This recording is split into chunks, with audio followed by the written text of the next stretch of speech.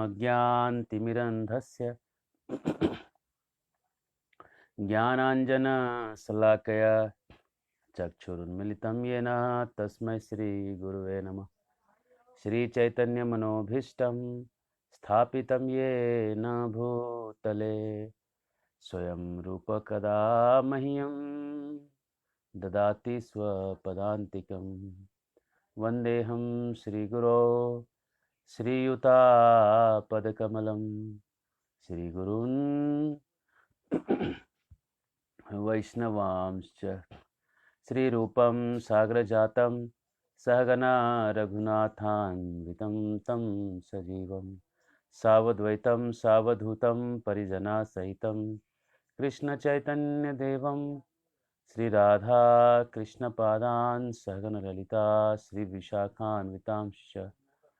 नमो विष्णुपादाय कृष्णपृष्ठाय भूतले मते भक्तिवेदान्त स्वामिनिति नामिने। नमस्ते सारस्वते देवे गौरवाणी प्रचारिणे निर्विशेषशून्यवादी पाश्चात्यदेशतारिणे। श्रीकृष्ण चैतन्य प्रभु नित्यानंद श्री अद्वैत गदाधर शिवासादि गौरभक्तवृंद। हरे कृष्णा कृष्ण कृष्ण हरे हरे, हरे राम राम राम हरे हरे। तो आप सब सुनने वालों का बड़ा दिल से स्वागत करते हैं कि आप भगवत गीता के इस सत्र में जुड़े हुए हैं और हर दिन इस कथा को सुन रहे हैं। ये बहुत ही जीवन में आपके रिलेवेंट है। आज की कथा ये जो 13वें अध्याय से लेके 18वां अध्याय, जो आखिरी का जो 6 चैप्टर है, वो दुनिया वालों के लिए ज़्यादा इम्पोर्टेंट है। पहले जो 6 चैप्टर थे भगवत गीता के, वो 6 के 6 चैप्टर में भक्ति करने का जो तरीका है, कर्म योग कैसे करना है, वो सिखाया जा रहा है। बीच के जो 6 चैप्टर हैं वो भक्ति का कोर तत्व है, जिसको एकदम भक्त ही बनना है, कोर में एकदम बन जाना है, उसके लिए बीच के 6 चैप्टर। और आखिरी के 6 चैप्टर जो हैं वो दुनिया में कैसे जीना है, ऐसे कैसे जिए कि हम दुनिया में भी शांति सुख समृद्धि से जी के आखिरी में एक यशस्वी पुरुष बन के हम कैसे निकल सकें, इसके लिए आखिरी के 6 चैप्टर हैं। तो इसको हम अगर अब देखते हैं तो उसकी शुरुआत ये 13वां अध्याय से हो रहा है। 13वां अध्याय जो है, अर्जुन का एक सवाल पूछा जाता है। अर्जुन जानना चाहता है कि प्रकृति क्या है। हमको लग रहा है, देखिए, हमको लगता है कि हमको तो सब मालूम है ना, दुनिया के बारे में हम सब जानते हैं। जिसको ये लग रहा है कि हम जानते हैं, उसको ज्ञान नहीं हो सकता। हमने पुणे में जब मैंने एक बहुत बड़ा यूथ फेस्टिवल करवाया था, और पुणे के एक आईएएस ऑफिसर हैं जो 88 बैच के आईएएस ऑफिसर हैं, और पुणे में बहुत बड़ा कोचिंग चलाते हैं आईएएस का। तो उनको हमने, अविनाश धर्माधिकारी जी, उनको हमने बुलाया था प्रवचन के लिए, और मैं और अविनाश जी दोनों साथ में हमने दोनों ने साझा किया था डायस को बोलने के समय। तो वो अपने प्रवचन में वो कह रहे थे, एक बहुत अच्छी बात उन्होंने बताई कि जब अहंकार व्यक्ति को आता है, उसका उन्नति वहां से रुक जाता है। जिस व्यक्ति में भी अहंकार आ गया, उस व्यक्ति का उन्नति रुक जाएगा। अगर आगे बढ़ना है, अहंकार को छोड़ना होगा। ऐसी बात उनको समझ में आ रही है, और ये उनको ही नहीं, शायद बहुत लोगों को भी समझ में आ रही है चीज कि अहंकार जो है आदमी की उन्नति को रोक देता है। जब नास मनुज पे छाता है, पहले विवेक मर जाता है। जब व्यक्ति पे नाश छा जाता है ना, तो उसका विवेक बुद्धि पहले नष्ट हो जाता है, अहंकारी बन जाता है। और जहां अहंकार जब जरूरत से ज्यादा हो जाता है, उसका पतन होना तय है। एक बार एक राजा अपने पंडित जी से पूछा, बताइए पंडित जी, ये भगवान दिन भर क्या करता है?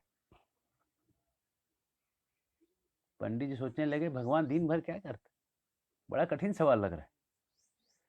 बोले बताइए, अरे आप क्या करते हैं, बताइए, आप दिन भर भगवान क्या करता है, इतना भी नहीं बता सकते? नहीं बताइएगा तो आपका जितना जायदाद है, जमीन है, सब छीन लिया जाएगा। घूमिए ऐसा ही।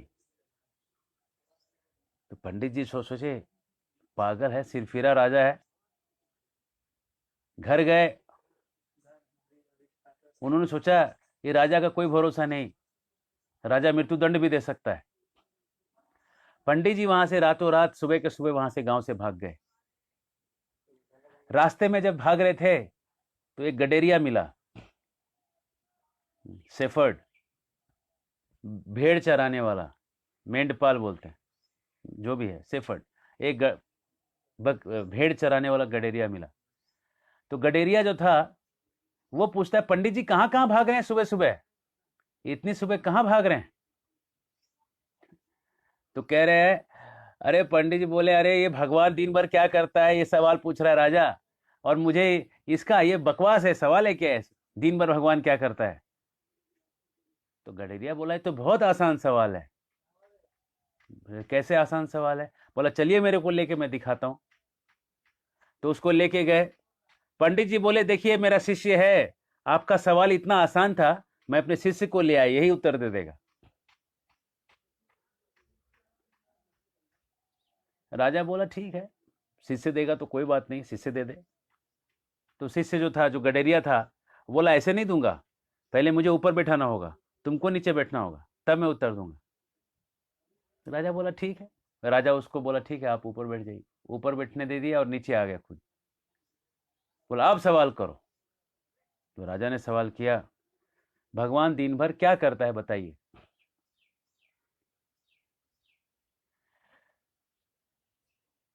तो शिष्य बोलता है, गडेरिया यही तो करता है। बोला क्या? वही, जो नीचे था उसको ऊपर लाता है, और जो ऊपर था उसको नीचे लाता है। भगवान दिन भर क्या करता है? जो नीचे था उसको ऊपर लाता है, जो ऊपर था उसको नीचे लाता है। जिसमें अहंकार आ गया उसको नीचे लाता है, जिसमें अहंकार नहीं वो ऊपर जाता है। तो भगवान बिजी हैं कि नहीं? तो 13वां अध्याय जो है बहुत ज्ञान की बात है। तो सवाल उठता है, अर्जुन सवाल करते हैं कि मुझे ये जानना है कि ये दुनिया क्या है, दुनिया क्या चीज है बताइए, और प्रकृति क्या, जो क्षेत्र क्या है, क्षेत्रज्ञ क्या है, ये क्या है, ज्ञान क्या है, ये सब सवाल उठाते हैं। बताइए कि हम कैसे समझ सकते हैं? तो कृष्ण भगवान कहना चालू करते हैं, इदम शरीरम कौन्तेय क्षेत्रज्ञम अभिधीयते, एतद्दो वेति तं प्राहु क्षेत्रज्ञ तद्विदः। कह रहे हैं ये शरीर ही क्षेत्र कहलाता है, फील्ड ऑफ एक्टिविटी। ये शरीर जो है वो क्षेत्र, क्षेत्र मतलब फील्ड, ये शरीर एक फील्ड है जिसमें हम सब काम कर रहे हैं, ये क्षेत्र है। और इस क्षेत्र को जानने वाला व्यक्ति क्षेत्रज्ञ है। और वो क्षेत्रज्ञ कौन है? वो आत्मा है। वो आगे आ रहा है, क्षेत्रज्ञ, क्षेत्र को जानने वाला, शरीर को जानने वाला है आत्मा। हमें क्या मालूम चल रहा है? हमारे सामने जो चीजें दिख रही है, शरीर में कुछ खुजली हो रहा है, हम कुछ सोच रहे हैं, ये सब चीजें जो हम जान रहे हैं और जो हम याद करके जो जान जाते हैं, ये सब हमको क्षेत्र से आ रहा है। ये हम हमारे क्षेत्र शरीर से आ रहा है। पूरा शरीर, उसके अंदर सूक्ष्म शरीर, सब मिला के जो है उस आत्मा का क्षेत्र कहला रहा है। ये मेरा एरिया है, इसको हम लोग कहते हैं ना मेरा इलाका है। तो आत्मा का इलाका इस शरीर में है, शरीर जो है वो आत्मा का इलाका है। अब भगवान कहते हैं क्षेत्रज्ञम चापि माम विद्धिम, लेकिन शरीर में रहने वाला क्षेत्र को, एरिया को जानने वाला एक और आदमी है, और मैं हूं। अब ये कैसा है? देखिए, आपने कंप्यूटर चलाया है, कंप्यूटर में एक यूजर होता है, यूजर जो हम हैं, जब हम यूज करते हैं यूजर कहलाते हैं। उसके अंदर एक सॉफ्टवेयर होता है, कंप्यूटर में एक हार्डवेयर होता है। तो कंप्यूटर का जो हार्डवेयर है वो हमारा ये शरीर है, अंदर का सॉफ्टवेयर है वो मन बुद्धि अहंकार है, लेकिन जो यूजर है वो आत्मा है। साथ में जो परमात्मा, साथ में जो एडमिनिस्ट्रेटर होता है यूजर के, वो हमारा परमात्मा है। परमात्मा जो है वो जितना राइट आत्मा को देता है, आत्मा उतना ही राइट से कंप्यूटर को यूज कर सकता है। समझ लीजिए कि आपने खाना खाया, खाना खाने के बाद जो पच जाता है खाना, आपको थोड़ी पता चलता है कि खाना कैसे पच रहा है। हालांकि आपको पता चल रहा है कि आपने खाना खाया और आपको बदहजमी हो गया, इतना आपको पता चल जाएगा, लेकिन खाना एग्जैक्टली कैसे पच गया वो आपको थोड़ी पता चल रहा है। अरे आपको पता नहीं चल रहा है, किसी को तो पता चल रहा होगा। इतने सारे एंजाइम बन रहे हैं, मुंह में जो है एमाइलेज बन रहा है, पेट में पेप्टिक एसिड आ रहा है, उसके नीचे जो है लीवर से एंजाइम्स आ रहे हैं, जाइमोजेन क्रिप्टो सब निकल के आ रहे हैं। फिर उसके नीचे पेनक्रिया से इंसुलिन आ रहा है, सोमाटोस्टेटिन आ रहा है, बहुत सारे हार्मोन कितने पूरा बखेड़ा खड़ा है, पूरा सारा का सारा चीज़ आ रहा है। आपको थोड़ी पता है कि अब मेरा खाना अंदर गया, अब मेरे को इंसुलिन डालना है ब्लड में। वो तो अपने आप ब्लड में आपके खून में इंसुलिन आ जाता है। इसका मतलब हमको सारा ज्ञान नहीं है शरीर का, लेकिन एक व्यक्ति इसको सारा ज्ञान है, वो है परमात्मा। आत्मा को आधा ज्ञान है, परमात्मा को पूरा ज्ञान है। इस तरह से दो व्यक्ति रहते हैं जो क्षेत्रज्ञ कहलाते हैं, नोइंग द एरिया। एरिया को जानने वाले दो लोग हैं। अब आगे कहते हैं,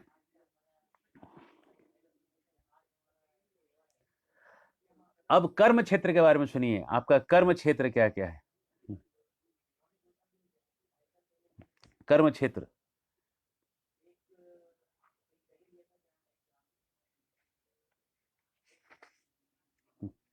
महाभूतानि हंकारो बुद्धिर्व्यक्तमेव च इंद्रियाणि दशैकं च पंचम चेन्द्रिय गोचरा इच्छा द्वेष सुखम दुखम संगत चेतना धृति एतत् क्षेत्रम समासेन सविकारम उदाहृतम।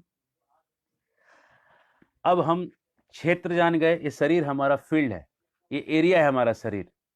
आत्मा उसमें रहने वाला क्षेत्र को जानने वाला है, परमात्मा भी शरीर क्षेत्र को जानने वाले, दो जानने वाले, एक जानने वाली जगह क्षेत्र है। और क्षेत्र का जो क्षेत्र का जो कार्यकलाप है, ये जो एरिया है, करता क्या है, आत्मा इस क्षेत्र को लेके कहां कहां काम करता है। तो सुनिए सुनिए काम कहां हो रहा है। महाभूतो अहंकार, अहंकार भी एक काम का क्षेत्र है। आप सोचते होंगे कि जब हम कुदाल चलाते हैं, मिट्टी उठाते हैं, वही काम हो रहा है। नहीं, काम आपके अहंकार में भी हो रहा है, अहंकार के लेवल पे भी काम हो रहा है। देखिए बहुत समझने वाली बात है। अहंकार के लेवल पे काम हो रहा है। देखिए बुद्धि के लेवल पे काम हो रहा है ना। अव्यक्त जो है, तीनों गुणों का अव्यक्त रूप है, वहां पे काम हो रहा है। 10 इंद्रियां हैं हमारे पास, आंख है, कान है, नाक है, मुंह है, ये सब जो है ज्ञान इंद्रियां हैं 5, कर्म इंद्रियां हैं 5, हाथ है, पैर है, ये सब कर्म इंद्रियां हैं, है ना। तो 5 ज्ञान इंद्रियां, 5 कर्म इंद्रियां हो गए, 5 और 5 10। और इंद्रियों के विषय वस्तु रूप गंध स्पर्श, है ना, रूप गंध स्पर्श स्वाद, ये सब इंद्रियों के स्पर्श व्यक्ति 5 स्पर्श, स्पर्श की चीजें 5 इंद्रियों के, तो 5 5 10 5 15, है ना। और उसके बाद 5 तत्व, भूमि रापो नलो वायु खम मोना बुद्धि रायोचा, है ना। तो ये 5 में ये 8 हो गए। तो ऐसे जोड़ दीजिएगा, सब जोड़ के आपको 24 तत्व यहाँ मिल जाएंगे। और अव्यक्त, तीनों गुणों का अव्यक्त रूप, ये 24 चीजें मिलके कार्य क्षेत्र बन जाती है। आत्मा जानने, परमात्मा जो जानने वाले, आत्मा जानने वाले, शरीर एरिया हो गया। शरीर जहां काम करता है, ये जो क्षेत्र जहां काम करता है, वो चालू होता है अहंकार से, बुद्धि में, मन में, 10 इंद्रियां, 24 जगह ये शरीर काम कर रहा है। ये शरीर का एरिया जो है काम करने का, 24 स्थान है, 24 जगह पे ये शरीर काम करता है। ये मत समझिए कि जब हम मेहनत करते हैं, लिखते हैं, तो वही काम है। मन में जो आप सोच रहे हैं उसको भी काम में जोड़ा जा रहा है, उसको भी क्षेत्र में जोड़ रहा है। जब अहंकार से आप सोचते हैं मैं बदला ले लूंगा, उसको भी क्षेत्र में काउंट किया जा रहा है, उसको भी क्षेत्र के कार्य में काउंट किया जा रहा है। तो क्षेत्र के कार्य जो है, कहीं भी आपने कुछ स्टार्ट एंडेवर कर दिया, मन के लेवल से, अहंकार के लेवल से, उसको कार्य मान लिया जाएगा। अब बता रहे हैं कि ज्ञान क्या है। ये आत्मा जो है इस क्षेत्र में है, क्षेत्र से कार्य कर रहा है। ज्ञान वो चीज है जिससे ये आत्मा इस क्षेत्र से बाहर निकल जाए। एक कैदी जेल में है, सबसे महत्वपूर्ण ज्ञान उसके लिए है जेल से निकलें कैसे। निकलने का ज्ञान उसके लिए सबसे इंपॉर्टेंट है। कैदी के लिए जेल से निकलना सबसे इंपॉर्टेंट चीज है, और वो कैसे निकलेगा जेल से बाहर, उसको कहते हैं ज्ञान। तो वैसे ही आत्मा शरीर में फंस गया है, मिथ्या अहंकार से फंसा है। वो सोच रहा है मैं ये शरीर हूं। जैसे आप कार चलाते हैं, और कार चलाते समय सामने से अगर रिक्शा आ जाए तो आप बोलते हैं ए रिक्शा हट, तो रिक्शा हट, जो रिक्शा हट आप कर देते हैं, तो आप सोच रहे वो रिक्शा है और मैं कार हूं। अहम कार, मैं कार बन गया हूं, वो एक रिक्शा है। अपने आप को आप कार समझ रहे हैं, आप कार नहीं है। मैं जो असली में हूं, वो दिव्य अनुभूति, ये जो सच्चिदानंद रूप जो है आत्मा का, वो मैं हूं, जो भगवान के धाम से यहां आ चुका है, जो भगवान का एक अंश है, सच्चिदानंद, मैं वो हूं। वो हुआ सच्चा अहंकार। सच्चा अहंकार छोड़ के जो मिथ्या अहंकार करते हैं, तो ये पूरा का पूरा जो 24 तत्व है आपको पकड़ के रख लेता है। तो अब आपको तरीका निकालना पड़ेगा मिथ्या अहंकार, झूठे अहंकार से सच्चे अहंकार तक आने का। आप जो नहीं हो उसको आप अपना मान रहे हो। माया, मां मतलब नहीं, या मतलब है, वो जो नहीं है वही है माया। अपने आप को जो कुछ अलग समझना, अपने आप को शरीर समझना, है ना। आप अपने आप को सोचते हैं कि मैं एक शरीर हूं, तो शरीर जैसे सोच लेते हैं, आपका अहंकार शरीर में आ जाता है। आप वो नहीं हो जो आप सोच रहे हो। मरने के समय तो शरीर रह जाता है, निकल जाते हैं आप। तो आपका असली अहंकार है सच्चिदानंद, कृष्ण का अंश। कृष्ण के जैसा ही, जैसा कृष्ण सच्चिदानंद है, आत्मा भी सच्चिदानंद है। अपने आप को शरीर समझना, यही ज्ञान है। तो ज्ञान क्या है ये बता रहे हैं अब अगले श्लोकों में। कह रहे हैं अमानित्वम अदम्मित्वम अहिंसाम शांति मार्जवम आचार्योपासनम शौचम स्थैर्यमात्म विनिग्रह इंद्रियार्थेषु वैराग्यम मन अहंकारेव च जन्म मृत्यु जरा व्याधि दुख दोषानुदर्शनम असक्तिरनभिस्वंग पुत्रदार गृहादिषु नित्यं च समचित्तत्वम् इष्टानिष्टोपपत्तिषु मयि चानन्य योगेन भक्तिव विचारिणी विभक्त देश सेवित्वम अरतिम जनर संसदि अध्यात्म ज्ञान नित्यत्वम तत्व ज्ञानार्थ दर्शनम एतत् ज्ञानम इति प्रोक्तम अज्ञानम यततो अन्यथा। सबसे पहला ज्ञान है अमानित्वम। मान की आशा मत करिए, दूसरों को आदर दीजिए। ये सबसे पहला ज्ञान है। जब आप आदर देना चालू करते हैं ना, ज्ञान की पहली सीढ़ी, शरीर से निकलने का पहला सीढ़ी आपने हथियाया। मिथ्या अहंकार को छोड़ के सच्चे अहंकार पे आने का सच्चा रास्ता पकड़ा। तो कहते हैं विनम्रता पहली सीढ़ी, दंभहीनता, दिखावा मत करिए, अहिंसा, दूसरों को कष्ट पहुंचाने का प्रयास मत करिए, अहिंसा, सहिष्णुता, टॉलरेंस, बहुत दुख में सुख में आप जो हैं विचलित न हो, यह सहिष्णुता है। परमानी गुरु के पास जाना, पवित्रता, स्थिरता, आत्मसंयम, इंद्रिय तृप्ति के विषयों का त्याग, अहंकार का अभाव, जन्म मृत्यु वृद्धावस्था रोग के दोषों की अनुभूति, संसार में दोष देखना कि संसार के अंदर दोष हैं, यहाँ पे जन्म लेना पड़ता है, फिर मरना पड़ता है, बुढ़ापा आता है, बीमारी होती है, ये सब जो देखते रहेगा इसको कहते हैं ज्ञान। इन चीजों को भगवान ज्ञान 8वें से 12वें अध्याय 12वें श्लोक में 4 श्लोक में भगवान ज्ञान की बात कर रहे हैं। ये सब जो जानेगा और ये सब जो समझेगा और जो करेगा, ये शरीर से, इस क्षेत्र से निकलने का प्रयास करेगा। तो जब ये ज्ञान की बात बताए, तो ज्ञान की बात बताने के बाद भगवान अब कहते हैं कि अब मैं तुमको ज्ञेय के विषय में बताऊंगा, जिसको जानना है उसके बारे में बताऊंगा। जानना किसको है? प्रभु को, परमात्मा को जानना है। परमात्मा को कैसे जानिएगा? तो देखिए, परमात्मा को जानने के लिए भगवान बताते हैं कि कैसे होते हैं परमात्मा, है ना। सर्वतः पाणिपादम तत् सर्वतो अक्षी शिरो मुखम सर्वतः श्रुतिमान लोके सर्वम आवृत्य तिष्ठति। उनके हाथ हर जगह हैं। अगर आप सोचेंगे कि आप इस रूम में दरवाजा बंद करके बैठे हैं और कोई नहीं देख रहा है, आपको कौन देख रहा है? आपको वो देख रहा है, सब वो देख रहा है। उसके हाथ आंख कान हर जगह है। ये व्यक्ति इतना, जैसे आप बोलिएगा ऐसा कैसे हो सकता है? देखिए, अगर ऊपर से जब सूरज रखिए आता है 12 बजे दिन में, और आप क्या करिए 50 घड़े में पानी रख दीजिए, और आप 50 घड़ों में देखिएगा कि सूरज की परछाई पड़ रही। सूरज की परछाई, एक ही सूरज की परछाई 50 घड़े में पड़ रही कि नहीं पड़ रही? तो जब 50 घड़े में सूरज की परछाई एक ही जैसी पड़ सकती है, जब सूरज 50 जगह दिख सकता है, तो परमात्मा हर जगह क्यों नहीं दिख सकते? परमात्मा भी हर जगह दिख सकते हैं, इसका मतलब परमात्मा भी हर जगह दिख सकते हैं। तो भगवान वही कह रहे हैं कि इसके हाथ पैर हर जगह हैं, है ना। और परमात्मा जो है सभी इंद्रियों के स्रोत हैं, सबके पालन करता है, प्रकृति के गुणों से परे हैं, अंदर भी हैं बाहर भी हैं, सूक्ष्म हैं दूर भी हैं पास भी हैं। बोलेंगे ऐसा कैसे कि दूर और पास एक साथ कैसे हो सकते हैं? कैसे हो सकता है? कोई व्यक्ति दूर भी हो सकता है और पास भी हो सकता है, क्योंकि वो एक रूप में पास भी है और एक रूप में दूर भी है ना। और अविभक्तम जब भूतेषु, ऐसा वो दिखता है कि हर आदमी के अंदर एक एक है, तो अलग अलग हो गया, लेकिन कहते हैं वो अलग अलग नहीं, वो एक ही है। जैसे सूरज 50 घड़े में अलग अलग दिखाई पड़ रहा है, लेकिन वो 50 घड़ों में अलग अलग सूरज अलग अलग नहीं होके वो एक है, दिखता अलग अलग है। सबके अंदर एक परमात्मा है, लेकिन सारे के सारे परमात्मा एक हैं।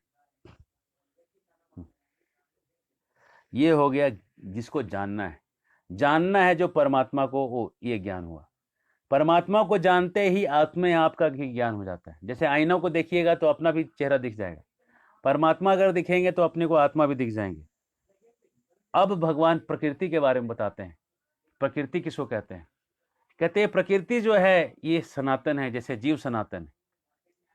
जब से जीव है तब से प्रकृति है, और प्रकृति क्या करती है? लोगों को सुख और दुख में डाल के रखती है। ये प्रकृति का काम है ना। और जीव क्या करता है? प्रकृति के चीजों को भोगता हुआ प्रकृति में जीवन बिताता है, और इस तरह से उसको अलग अलग योनियां मिलती रहती है ना। और इस तरह से, और परमात्मा क्या करते हैं? जब वो जीव ऐसे अलग अलग योनियों में घूमता रहता है, तो उसको सैंक्शन करते रहते हैं, उसको सैंक्शन करते हैं कि तू कितना भोग कर सकता है। ये सैंक्शन परमात्मा करते रहते हैं। और जो व्यक्ति इस तरह से सब कुछ समझ लेता है कि हम क्षेत्र जो है शरीर है, शरीर के अंदर रहने वाला क्षेत्र की आत्मा है, साथ में परमात्मा है, और ये क्षेत्र जो है कहाँ काम कर रहा है? 24 जगह पे काम कर रहा है। 5 कर्म की इंद्रियां, 5 ज्ञान की इंद्रियां, 5 इंद्रियों के विषय वस्तु, और पृथ्वी जल मन बुद्धि अहंकार, ये जो 8 हैं, ये 8 तो 15 और 8 23 हो गए, और अव्यक्त गुणों के अव्यक्त स्वरूप 24 हो गए। तो 24 चीज जो है कार्य के क्षेत्र हैं। और कार्य के क्षेत्र होने के बाद हमने बताया कि ज्ञान किसको जानना है? जानना है परमात्मा को, जो कि हर व्यक्ति के अंदर है। जब हम किसी को देखते हैं तो देखना चाहिए कि उसके अंदर एक परमात्मा है, एक आत्मा है और एक परमात्मा, 2 लोग उसके अंदर हैं, वो अकेला नहीं है। और वो अगर आप सबके अंदर परमात्मा देखेंगे, तो जब आप प्रणाम करते हैं किसी को, तो आप वास्तव में उसके परमात्मा को प्रणाम कर रहे हैं, उसके अंदर स्थित परमात्मा को प्रणाम कर रहे हैं, उसको वैसा आप आदर दे रहे हैं। और इस तरह से आप हर व्यक्ति के अंदर जब आप परमात्मा को देखेंगे, आपकी दृष्टि बहुत सही रहेगी। कुछ लोग इस परमात्मा को ध्यान द्वारा देखते हैं, कुछ लोग उसको निष्काम कर्म के द्वारा देखते हैं। हरे कृष्णा।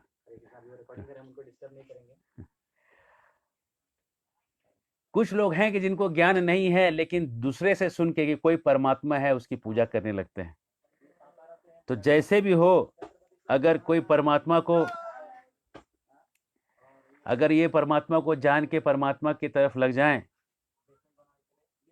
और ये समझ जाएं कि ये शरीर जो है नष्ट हो जाता है, लेकिन परमात्मा और आत्मा ये 2 लोगों का नाश नहीं होता, तो ये व्यक्ति सही में देख रहा है। और जो ये नहीं देख रहा है, जो ये नहीं देख रहा है बेचारा वो रोएगा, वो शोक में पड़ेगा, वो अपने आप को भ्रमित नहीं होने देगा। और जो ये देखेगा जो भी दुनिया में काम हो रहे मेरे शरीर के द्वारा किए जा रहे हैं, मैं नहीं कर रहा हूं, वो व्यक्ति कभी भ्रमित नहीं होगा और सच्चे रूप में वो देखेगा, है ना। और इस तरह से भगवान जो है कहते हैं कि जो इस तरह से हमेशा देखता रहेगा ज्ञान के चक्षु से कि शरीर और शरीर के ज्ञाता में जो फर्क देखता रहेगा, ऐसा व्यक्ति इस भव के बंधन से मुक्ति पाएगा और उसको परम लक्ष्य प्राप्त होगा।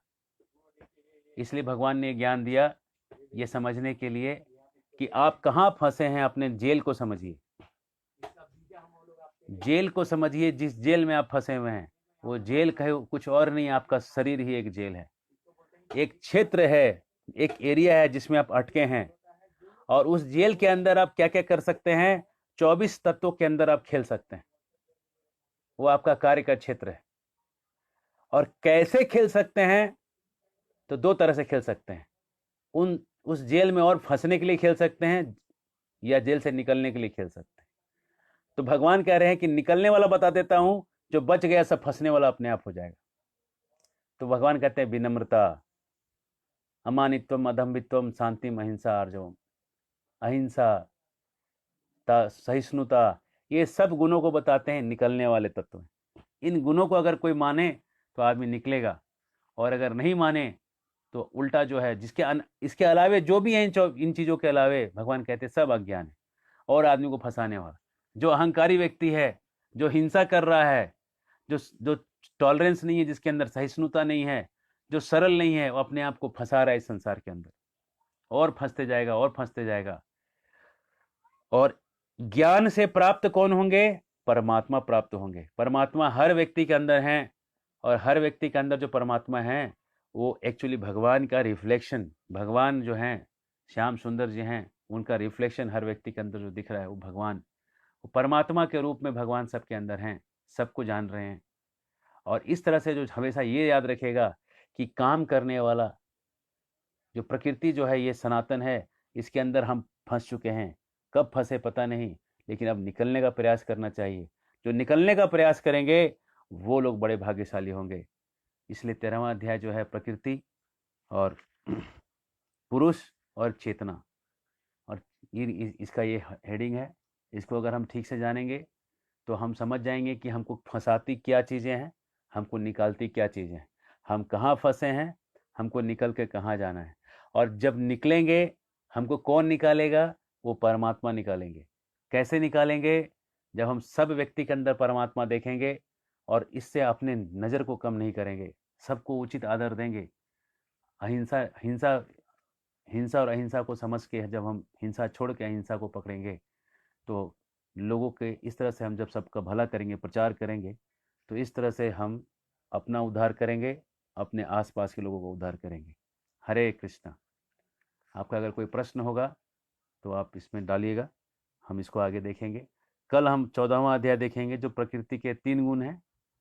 3 गुण प्रकृति के कैसे काम करते हैं, इसके ऊपर हम कल चर्चा करेंगे। ये काफ़ी इंटरेस्टिंग है, प्रकृति के 3 गुण, क्योंकि हमने प्रकृति के बारे में थोड़ा सा आज 13वें अध्याय में टच किया कि प्रकृति जो है सनातन है।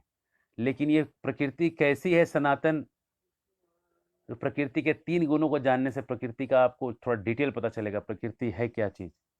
और उसके बाद फिर प्रकृति के तीनों गुणों को बताने के बाद 15वां अध्याय परमात्मा के बारे में बताएंगे भगवान। और उसके बाद 16वें अध्याय में देवी और आसुरी स्वभाव को बताएंगे कि अगर आप ज्ञान वाली चीज़ें करोगे 13वें अध्याय में तो कैसे बनोगे, और अज्ञान वाली चीज़ें करोगे तो कैसे बनोगे। और फिर 17वें अध्याय में भगवान बताएंगे कि ऐसे अलग अलग करने वाले लोग क्यों हो जाते हैं। श्रद्धा के विभाग बताएंगे, श्रद्धा के 3 विभाग।